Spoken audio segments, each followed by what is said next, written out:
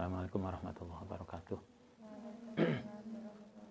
Mustafa Muhammad sallallahu alaihi wasallam sunni hadrati wa tunashina sunni janakatul muqarrabin husanillah mu'alif hadzal kitab Sayyid Muhammad bin Alwi Al-Maliki. Bismillahirrahmanirrahim. Husanillah aba'ana wa madina jatina wa sallallahu syaihina. Husanillah ma'atina al-asqiya malam talamidihim wa asatihim ahli baitihim. Lillahi ta'ala lahumul fatihah. Bismillahirrahmanirrahim. Iyyaka na'budu wa iyyaka nasta'in shiratal mustaqim. Bismillahirrahmanirrahim. Kita lanjutkan halaman 34. Alinea pertama.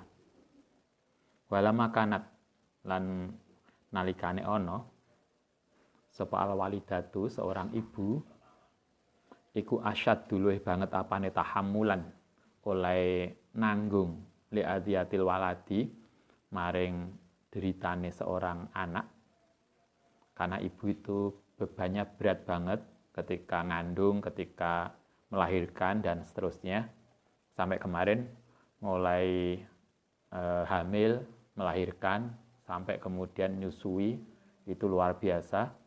Karena itulah berdasarkan kenyataan itu balagho menyampaikan sapa Rasulullah SAW fil amri in dalam perintah bil ihsani untuk berbuat baik ilaiha maring walidah.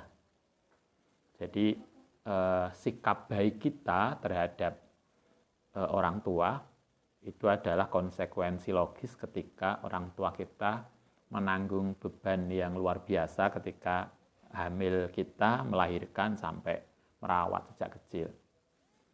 Fafis sahihain mongko iku ing dalem kitab Bukhari Muslim an Abu Hurairah radhiyallahu an qala pernah bertanya sapa rajulun seseorang, ya Rasul, man ahakun nasi bi husni sahabati, man utawi sapane wong ahakun nasi luweh hae luweh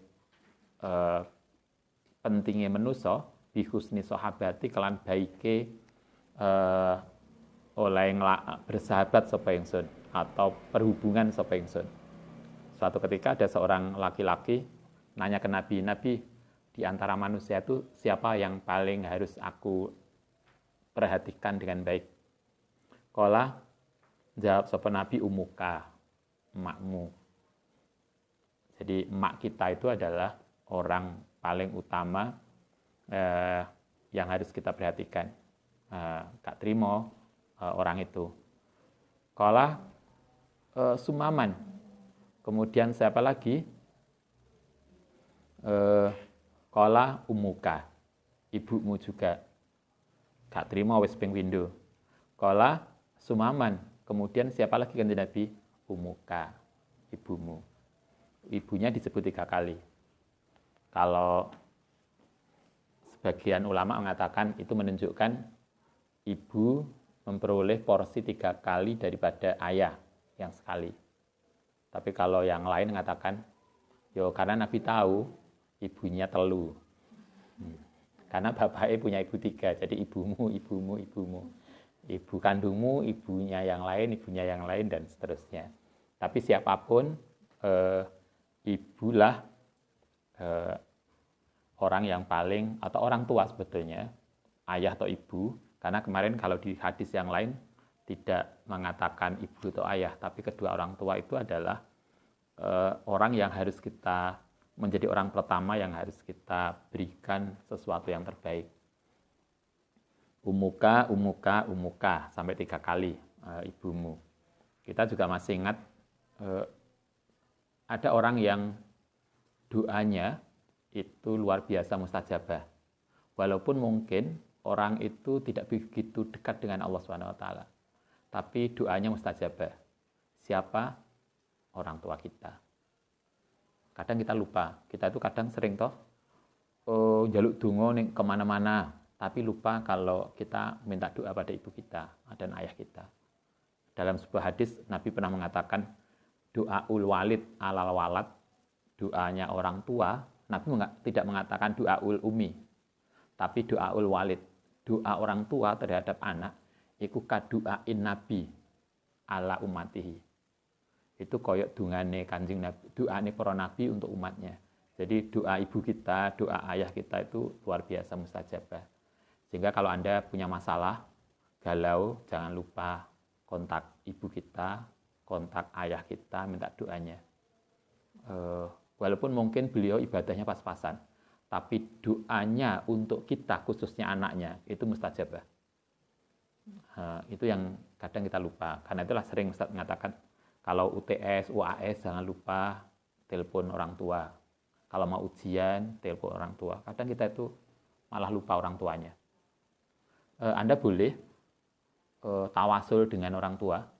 Misalnya kita punya kepentingan tertentu, kemudian Anda boleh mengatakan, ya Allah demi barokai bapak ibuku. Itu boleh. Kula nyuwun ujian lancar. Saya minta ini dengan barokah kedua orang tua kita. Kita kadang lupa itu. Yang dijalui barokah, yuk boleh, barokah kiai sana, wali sana itu boleh, karena itu juga disarankan. Tetapi jangan pernah lupakan ada barokah yang luar biasa mustajabah, yang kadang kita lupa. Ibu kita, orang tua kita mungkin bukan orang yang terkenal, tapi yang pasti doa beliau untuk kita itu mustajabah. Itu jangan lupa itu. Umuka. Sumaman, kemudian siapa? Abuka, bapakmu. Nah, setelah umuka 3 kali baru bapakmu. Berapapun, tetapi yang jelas adalah bahwa orang tua itu luar biasa. Jangan lupakan itu. Sehingga kemarin masih ingat kewajiban anak terhadap orang tua di ayat awal itu ada 3 paling enggak yang kita bisa lihat. 1, tidak boleh ada kata-kata yang melukai perasaan orang tua.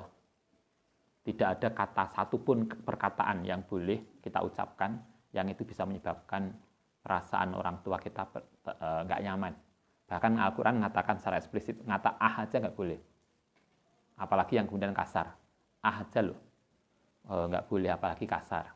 Tidak boleh ada satupun kata yang keluar dari kita sebagai anak yang itu kemudian bisa menyakiti orang tua. Itu 1. Yang kedua, kita harus menempatkan apapun yang paling kita banggakan itu ditempatkan pada sesuatu yang rendah ketika berhadapan dengan kedua orang tua kita. Di dalam ayat itu kan kita dikatakan wahfid lahuma janahadzulli, yang kalau kita ngaji tafsir, misalnya dalam tafsir Munir atau yang lain Anda bisa baca. Kemarin yang saya sampaikan, Quran itu menggunakan kata sayap. Janah itu sayap. Itu sesungguhnya perumpamaan di dalam, kalau kita bicara burung, sayap itu adalah organ terpenting bagi seekor burung untuk mengembangkan kepribadiannya, untuk terbang kemana dia. Artinya aktivitas utama seekor burung itu sayap. Nah, kita diajarkan apapun yang kita banggakan itu menjadi tidak berharga di hadapan orang tua kita. Sehingga kita hendaknya tidak membanggakan apapun, karena di hadapan orang tua kita hanya seorang anak, bukan pejabat. Itu yang kedua. Nah, yang sering lupa justru yang ketiga. Jangan pernah lupa mendoakan orang tua. Kadang kan kita lupa. Ngomongnya wis api kepada orang tua, sopan pada orang tua, tapi lupa maca Fatihah pada orang tua setiap habis salat. Gitu kan? Wong santri loh kadang lali. Padahal tiap hari, tiap bulan menerima transferan rekeningnya. Eling bapak itu cuma akhir bulan, awal bulan ya. Alhamdulillah putrone sehat, uang habis. Cuma ngono tok wiane. Lha yo eling bapak, eling abah iku cuma lay akhir bulan atau awal bulan. Kita itu setiap hari makan uang yang dikirim orang tua, tapi kita lupa mendoakan orang tua. Kalau Al-Quran mengatakan waqur rabbirhamhuma, jangan pernah melupakan doa orang tua. Marilah kita jaga itu hubungan kita sebagai anak kepada orang tua. Kemarin sudah kita bicarakan kewajiban orang tua terhadap anak. Salah satunya kewajiban orang tua juga mendoakan. Itu kewajiban beliau-beliau. Oke lah, itu urusan beliau, urusan orang tua. Tetapi yang urusan kita, jangan lupa mendoakan orang tua. Paling enggak kirim Fatihah setiap habis sholat. Lah kita jamaah, insya Allah kita baca Fatihah untuk kedua orang tua kita. Bukan hanya orang tua. Ustadz biasanya khususnya kepada orang tua kita, keduanya, mbah-mbah kita, guru kita, baik guru kita, apa itu? Gurunya guru kita itu kan mbah guru toh.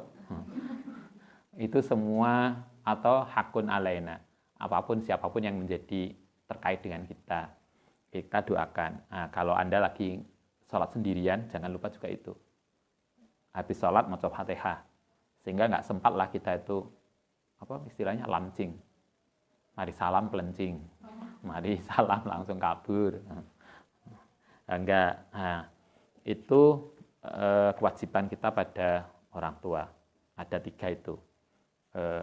Tidak boleh ada kata-kata yang tidak baik, merendahkan diri di hadapan orang tua, dan mendoakan. Waqat waradat. Lan teman-teman sudah muncul fi birrul walidaini, dalam birrul walidain apa hadisun kasiratun, hadis yang banyak. Kata Said Maliki, hadis tentang birrul walidain itu luar biasa banyak. Ini hanya dinukil beberapa. 1. Marawa sapa An-Nasai. Ini diriwayatkan oleh Imam Nasai. Nanti Anda bisa lihat ini di hadis Nasai. Cuma sayangnya ini enggak dicantumkan nomor berapa. Beda dengan kalau kita ngaji pagi, itu kan jelas hadisnya nomor berapa. Kalau Bukhari nomor piro, enek nomornya. Nah ini tidak. Tapi Anda bisa searching kalau Anda punya program hadis Kutubut Tis'ah, itu tinggal ngetik hadis ini, itu langsung muncul hadis Sahih Muslim misalnya, An-Nasai, itu nanti nomor berapa. Nah, itu sekarang kan lebih mudah, sehingga nggak ada alasan skripsi gak jadi dan nggak qualified, karena gampang golek hadis, gampang golek referensi, gampang golek buku. Kan nggak usah ke toko buku, tinggal tengok-tengok neng kene, pakai internet apa internet? Ini internet. Nah, itu kan ada. Tinggal nyari bukunya, selesai. Kalau ada jurnal-jurnal nggak bisa di-download, saya kira program toh yang bisa, nggak ada jurnal yang nggak bisa di-download. Kan mahasiswa lebih canggih untuk download jurnal yang dibutuhkan. Nah, sehingga tidak ada alasan skripsi, tesis, disertasi yang nggak berkualitas. Karena sarananya ada. Ini ada hadis dari Nasai, an Muawiyah ibnu Jahimah. Dari Muawiyah bin Jahimah. Kita sering yang kita dengar itu Muawiyah bin Abi Sufyan. Tapi ini bukan. Namanya akeh Muawiyah itu. Ada Muawiyah bin Jahimah. Fatimah itu juga banyak. Ada Fatimah binti Rasul, ada Fatimah binti Sopo, Fatimah binti Wakeh jenenge Fatimah. Kok dhewe kita lah. Akeh to jeneng A. Niku nek lan ning kampus iku jeneng apa? Sak kelas yang telu. Karena itu kalau Anda nanti punya anak, bukan gawe anak. Kalau Anda punya anak, jeneng yang enggak umum. Enggak nama pasaran. Fakolah anak Jahimah, satu menit Jahimah, ikut ja'a ilan Nabi, datang kepada Nabi. Suatu ketika Jahimah itu datang kepada Nabi. Jahimah itu laki-laki loh ya. Tidak seperti kita lah. Kita tuh pokoknya nek yae, nek tae ku wedok. Nah, kita lahir di Arab enggak. Muawiyah itu kan yo iya, tapi bukan berarti perempuan. Jahimah ini juga bukan perempuan. Nah, kita kan Huda, laki-laki lah, Hudayah wedok. Nah, ini enggak. Jahimah itu datang ke Nabi, kemudian fakolah. Kemudian nanya ke Nabi, ya Rasul, aratu an a'zu. Aratu menghendaki sapa pen an a'zua, ingin to ikut perang sapa ingsun. Kanjeng Nabi, saya ingin ikut perang bersama Nabi. Waqad jitu lan teman-teman teko sapa ingsun astah syiroka, minta musyawarah kepada jenengan. saya ingin ikut perang karena itu saya datang untuk minta izin, minta izinnya Kanjeng Nabi, minta musyawarah, minta pendapat Nabi, kayak apa, boleh nggak kalau saya ikut perang? Nabi bukan kemudian langsung mengatakan, oh ya boleh, nggak. Ditanya dulu. Nah, kayaknya kita perlu belajar kayak Nabi nih. Kalau Anda, Mbak, saya izin, Mbak, saya ini, ditanya dulu. Izin lapo? Enggak kok, Mbak izin. Oh iya, berangkat toh. Enggak. Ditanya dulu ada apa, masalahnya apa, memungkinkan nggak diizinkan atau tidak. Ini yang penting. Kalau Anda nanti jadi ibu, kemudian ada orang tua, ada anak kita ngomong apa, dikonfirmasi dulu keadaannya kayak apa. Ini Jahimah itu datang ke Nabi minta izin untuk perang. Apa kemudian kata Nabi? Fakola mungkin nanya sepen Nabi, halaka min umin? Halaka noto laka untuk mumin, apakah kamu masih punya ibu? Coba. Pertanyaannya itu, Kanjeng Nabi saya mau ikut perang. Nabi masih nanya, apakah kamu punya ibu? Kala jawab sapa Jaimah, na'am, iya. Iya, saya pasti punya ibu. Kala kemudian dawuh sapa Nabi, falzamha. Mongko bersama ibumu saja. Netepono sapa sira ha ing ummu. Artinya kamu nggak usah ikut perang, jaga ibumu. Karena mungkin ibunya udah sepuh. Fa'inal jannata, karena sedune surga, iku indari jiliha, di bawah kaki ibumu.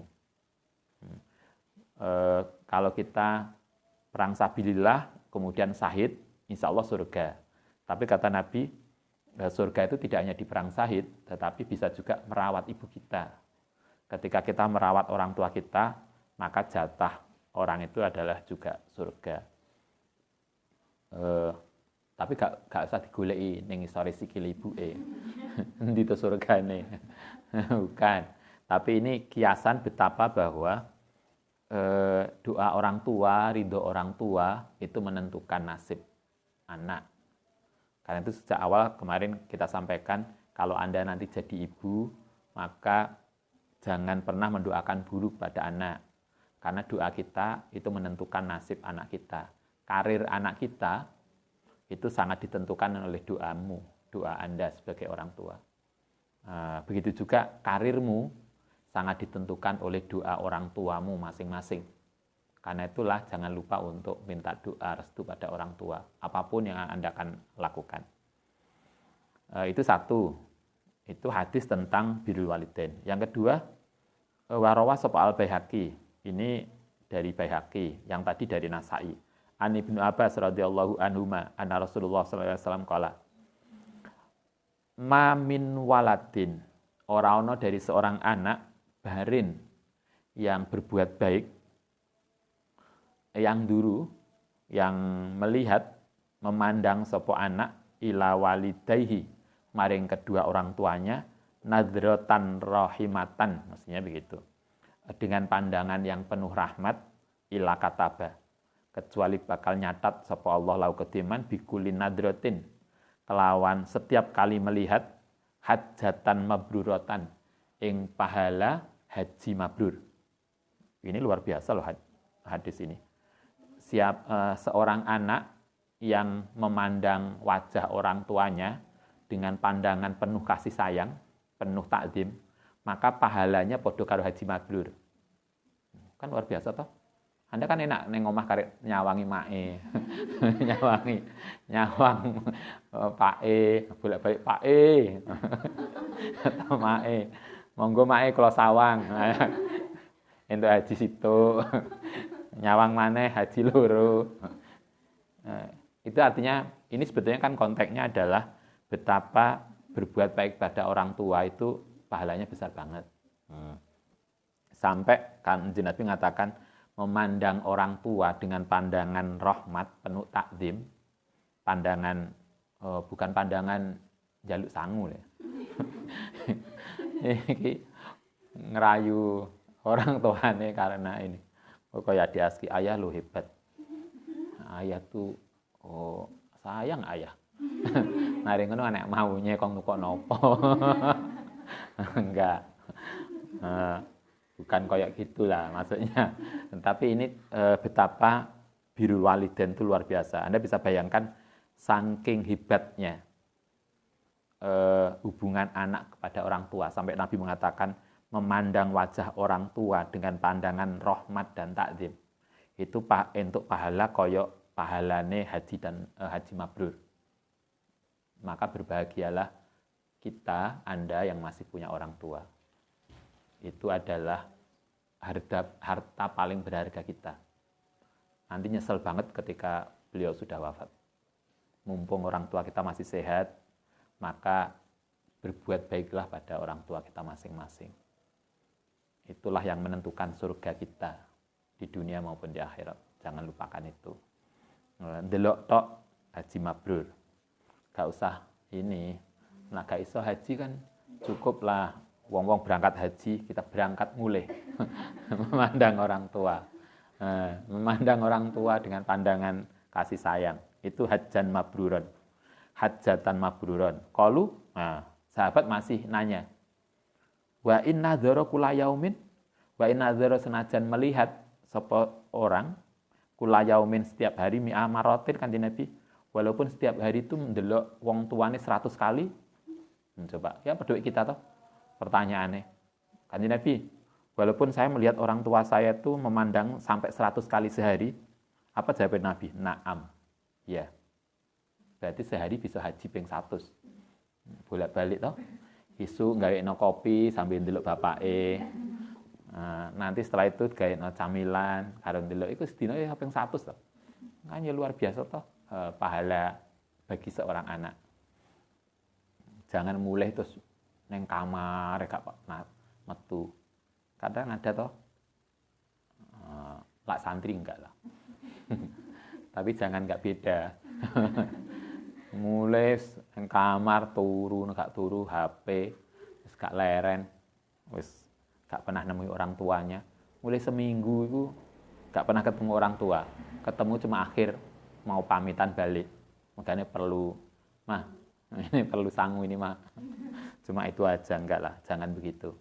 Mumpung kita masih punya orang tua dan kita kan setiap hari nggak ketemu orang tua gitu kan, kita mungkin mulai hanya beberapa bulan. Mulai kemarin Tante Ulpa mulai sedino, saya bilang ini lama nggak pulang, kok pulangnya cuma sehari, mestinya harus lebih lama.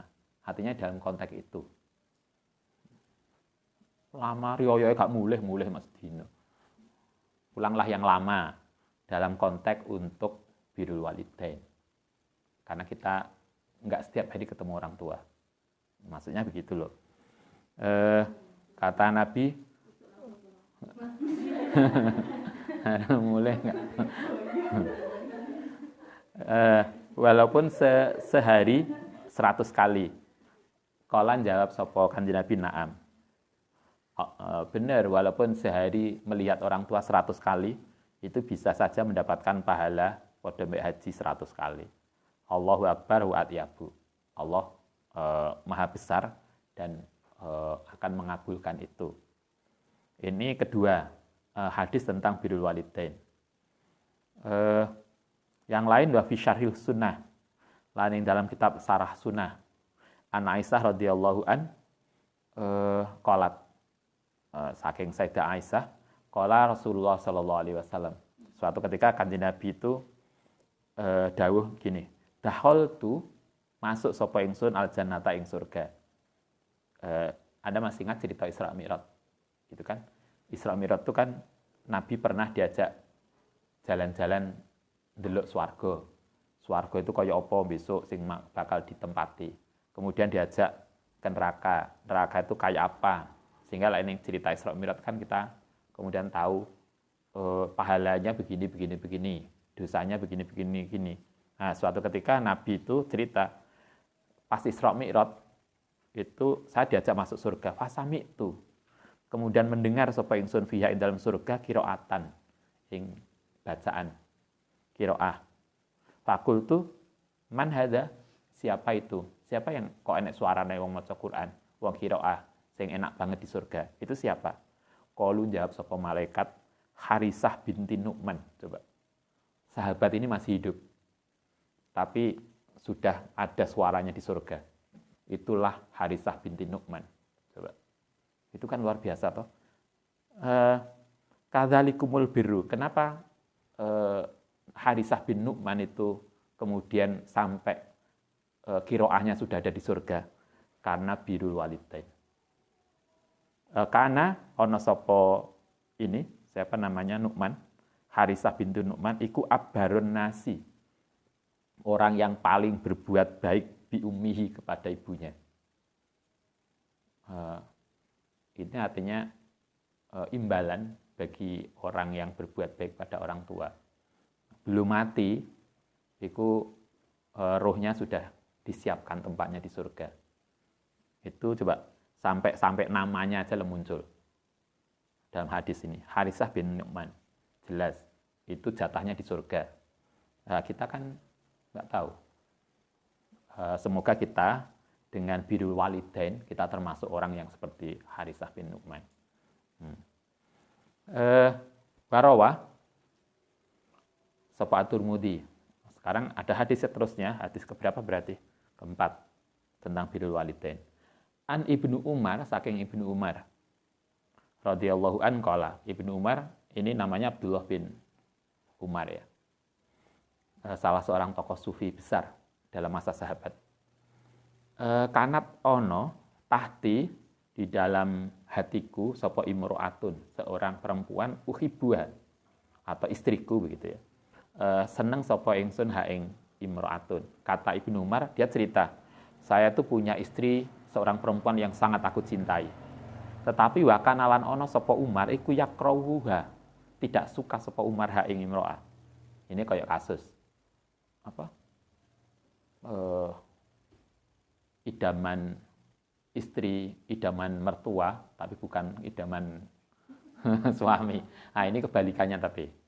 Jadi kata Ibnu Umar, saya punya istri yang sangat aku cintai, tapi bapakku nggak senang. Umarnya nggak suka.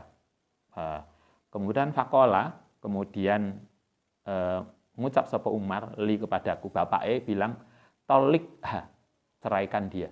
Coba. Karena mertuanya nggak senang dengan menantunya, kata Umar, Anda kenal Umar bin Khattab. Dia bilang ke anaknya, ceraikan salah satu istrimu tadi. Tapi apa yang terjadi? Fa'abah itu, engkau nggak mau siapa ingsun. Ibnu Umar nggak mau karena dia cinta banget pada istrinya itu. Karena anaknya itu cinta mati karo bojone, kemudian disuruh cerai nggak mau, Umar nggak kehabisan pikir. Dia langsung lapor ke Kanjeng Nabi. Kayak kita biasanya gitu toh. Orang tua ini gak terima crash sampai anaknya lapor Pak Yai ini. Ini Umar juga gitu. Fa'ata moko datang sapa Umar Rasulullah SAW. Kemudian Umar lapor ke Kanjeng Nabi wadakaro. Kemudian menyampaikan sapa Umar kadzalika yang persoalan tadi, persoalan menantunya yang dia nggak suka, lalu maring Nabi. Basa wis diceritakno, Umar lapor ke Kanjeng Nabi. Kemudian Nabi memanggil Abdullah bin Umar, memanggil anaknya tadi. Fakola kemudian dawuh kepadaku sapa Rasulullah. Nabi akhirnya berpihak kemana? Berpihak ke Umar. Kemudian Nabi mengatakan tolik, ceraikan dia. Artinya ketika urusan sampai segitunya, ketika seorang anak hubungan suami istri yang kemudian tidak disetujui orang tua, Nabi milih mendukung orang tuanya. Karena itulah yang sering saya sampaikan, nikah itu harus dengan restu orang tua. Jangan pernah nikah tanpa restu orang tua. Dalam konteks ini, Nabi pilih orang tua, tidak pilih anak. Gak kok kemudian, Kak Popo Umar, dia kan sudah cinta mati. Enggak. Nabi mengatakan, ceraikan aja. Coba. Itu artinya kewajiban anak untuk salah satu hal yang untuk berbakti pada orang tua itu segitunya. Sehingga kan Ustaz sering mengatakan, nikah itu bukan urusan saya dengan dia, tapi urusan keluarga kita dengan keluarga dia. Jadi akhirnya kan, kira-kira bapak ibuku gelem terima enggak? Makku seneng enggak pada dia? Kan harus ditelok, mak. Saman seneng ngandui mantu iku. Ganteng banget loh, mak. Misalnya. Dia rajin loh. Nyambut gawe ini. Atau apalah. Anda kan harus bisa mempromosikan. Loh kan gitu toh. Ya kalau minta izin ke mak kan ya harus dipromosikan sampai sehebat mungkin. Sampai mak kita itu kemudian sepakat. Nah, kan begitu toh. Awalnya mungkin beliau nggak setuju karena mungkin belum tahu nilai positif calon kita. Itu kan apa caranya? Komunikasi aja toh. Komunikasi yang baik. Sehingga jangan pernah nikah tanpa izin orang tua. Jangan pernah nikah lari. Kawin lari apa nikah lari jenenge? Nek kawin lari sing nikah tanpa izin orang tua itulah. Analoginya kan yang sering saya sampaikan kan gini. Kalau Anda nikah dengan dia, kemudian Anda memaksa untuk lebih memilih calon suami tadi atau dengan laki-laki tadi, cobalah dihitung. Anda kenal dengan laki-laki itu berapa lama toh? Mungkin kan baru mulai maba. Gitu kan? Maba paling sadurunge ya teman SMA. Nah, SMP kan biasanya urung ono pacaran. Teman SMA sampai kuliah. SMA itu 3 tahun. Kuliah 4 tahun. Berarti 7 tahun. Oke, Anda kenal dia udah lama. Udah lama Ustaz, sudah 7 tahun.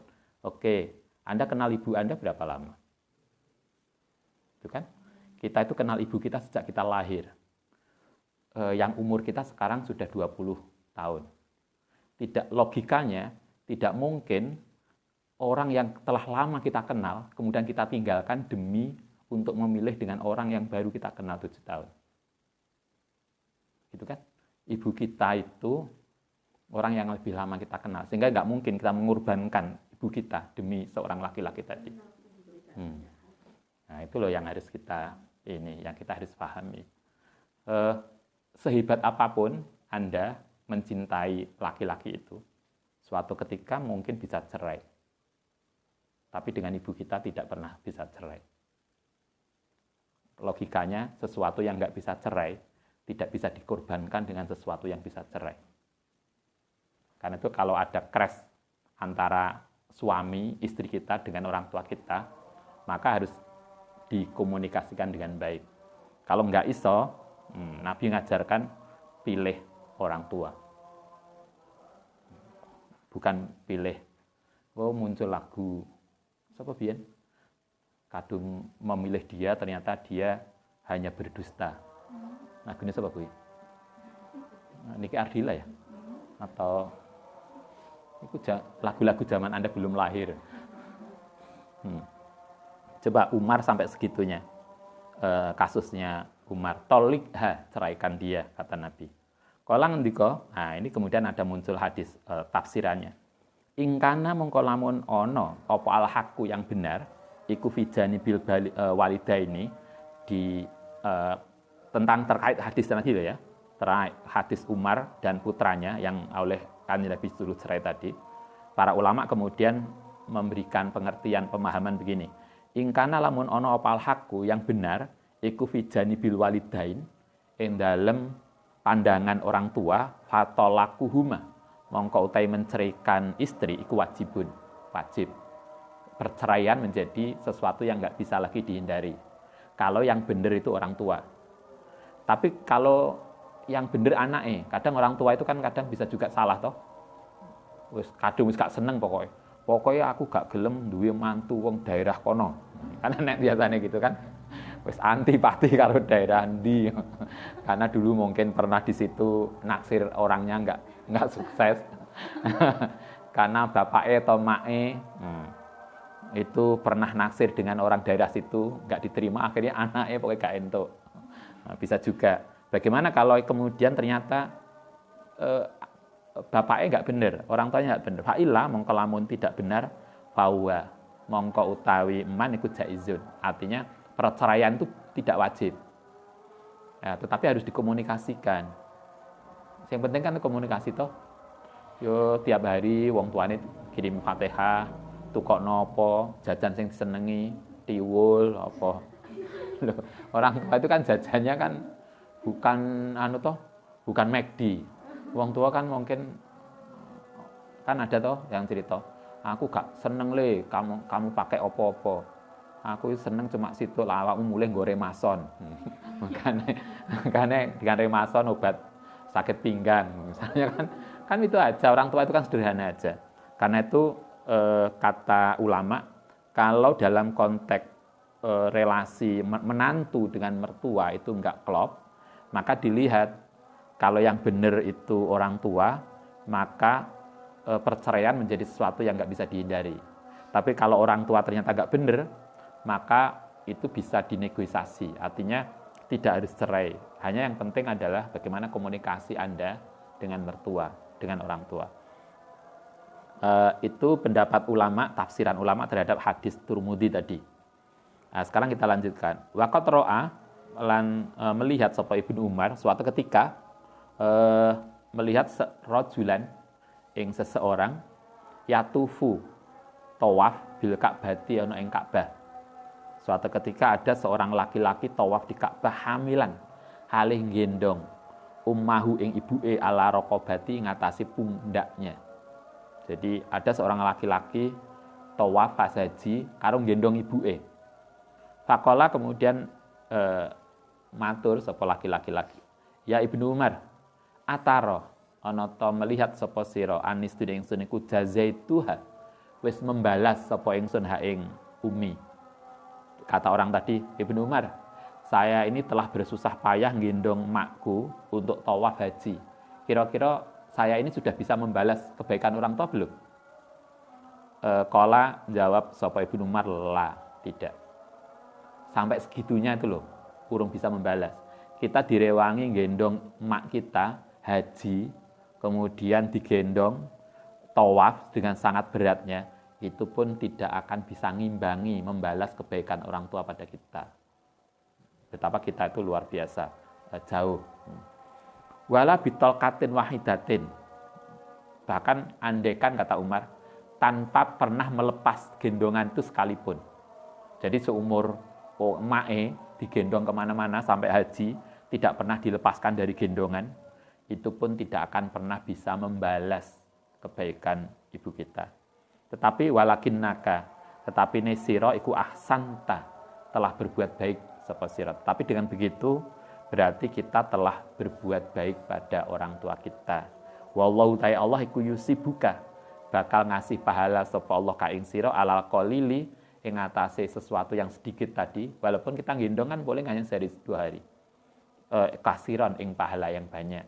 Dengan berbuat baik pada orang tua itu, mungkin kita tidak akan bisa ngimbangi kebaikan orang tua pada kita, tetapi dengan itu kita insya Allah akan mendapatkan pahala yang banyak. Itu artinya ini terkait dengan hadis-hadis yang terkait dengan birrul walidain. Banyak hal yang bisa kita lakukan untuk senantiasa berbuat baik pada orang tua kita.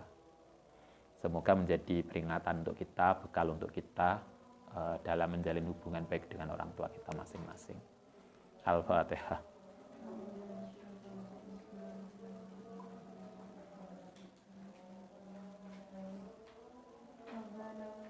Bana bima nantana wa bi'alimna wa bi'fa'una wa bi'faqihna wa baqi'anana wa qaramatina Rabbana fa'na bima nantana wa bi'alimna wa bi'fa'una wa bi'faqihna wa baqi'anana wa qaramatina.